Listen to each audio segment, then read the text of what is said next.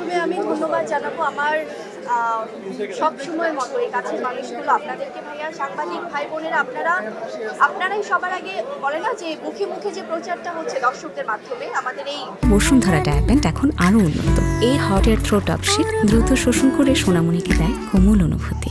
ভালোবাসার সিনেমা জঙ্গলি নিয়ে এটা কিন্তু আপনারা প্রচার করছেন প্রতিনিয়ত, এবং এটা সোশ্যাল মিডিয়া হোক, প্রিন্ট মিডিয়া হোক, সবভাবে।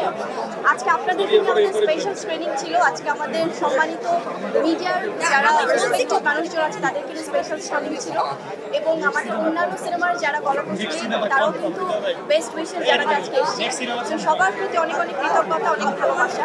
জঙ্গলি নিয়ে আমরা অনেকদিন কাজ করেছি, প্রচার করেছি, বাট আজকে এমন একটি মুহূর্ত যেটাকে আসলে শুধুমাত্র উপভোগ করছি।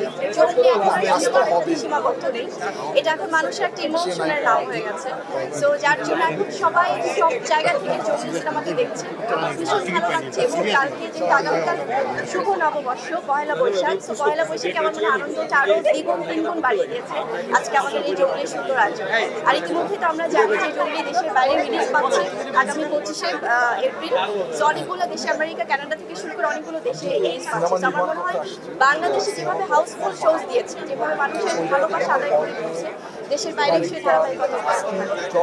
ও মাই গড, এই যে আমার ভাই বোনেদের চোখের পানি, মানে এটা আসলে আমাদের শিল্পী হিসেবে থেকে বড় পাওয়ার কিছু নেই। ভাইয়া thank you, very special thanks to all of you.